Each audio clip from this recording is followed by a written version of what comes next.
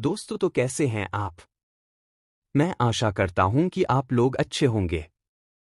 दोस्तों, हम आज लेकर आए हैं एक नया टॉपिक जिसमें हम आपको करंट अपडेट के बारे में बताएंगे। तो चलिए शुरू करते हैं।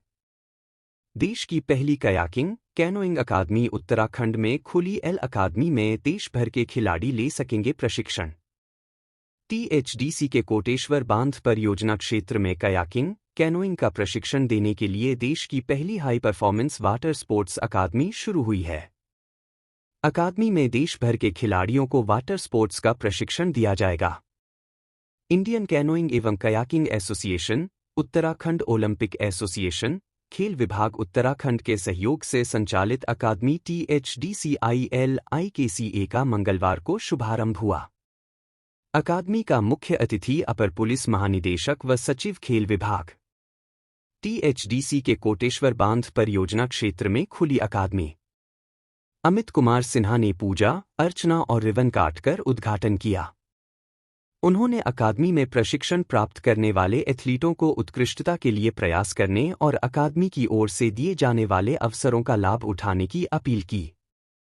टीएचडीसी के अधिशासी निदेशक LP जोशी ने कहा कि यह high performance water sports academy देश की कैनोइंग एवं कयाकिंग में पहली अकादमी है। इससे टिहरी के विकास को भी नए पंख लगेंगे। 771 साल पुराने असम के मोइदम अब विश्व विरासत ताई अहोम राजवंश के सदस्यों ने कराया था निर्माण। यूनेस्को की सूची में पूर्वोत्तर की पहली सांस्कृतिक धरोहर। नई दिल्ली।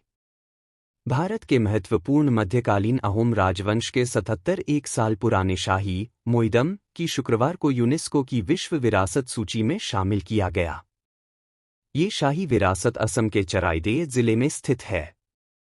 असम में 600 वर्षों तक शासन करने वाले ताई अहोम राजवंश के सदस्य इसका इस्तेमाल शत्रुओं को दफनाने के लिए करते थे। शवों के साथ उनको प्रिय वस्तुओं को भी इस टीलेनुमा संरचना में दफनाया जाता था। इसकी स्थापना चाओ तुंग सिडकाफा ने वर्ष 1253 में को की। इस मोहदाम के भीतर 90 संरचनाएं हैं जो ऊंची भूमि पर स्थित है। इसका क्षेत्रफल 95.02 हेक्टेयर है और इसका बफर जोन 754.511 हेक्टेयर पर है। इन्हें ईंट, पाथर या मिट्टी से खोखले टीले जैसा बनाया जाता था और सबसे ऊपर एक मंदियानुमा आकृति होती है। इरो के साथ मोहदम इस सूची में जगह बनाने वाली पूर्वोत्तर भारत की पहली सांस्कृतिक संपत्ति बन गई।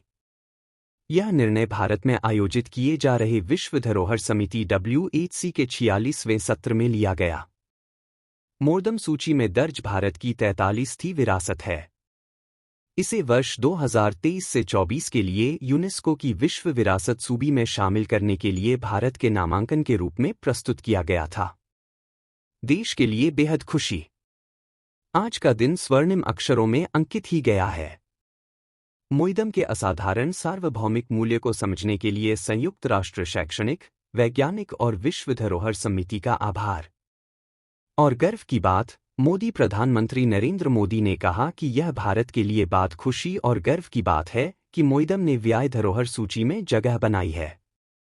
चरादिव में मोइदम गौवताली आग संस्कृति को प्रदर्शित करते हैं जो पूर्वजों के प्रति आधिक श्रद्धा रखती है।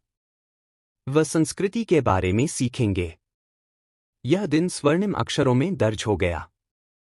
बधाई हो भारत। असम के मोइदम अहोम राजवंश की टीला दफन प्रणाली अब यूनेस्को के विश्व धरोहर स्थल है। इसी प्रकार की नई अपडेट को सबसे पहले प्राप्त करने के लिए हमारे YouTube चैनल को सब्सक्राइब करें। धन्यवाद।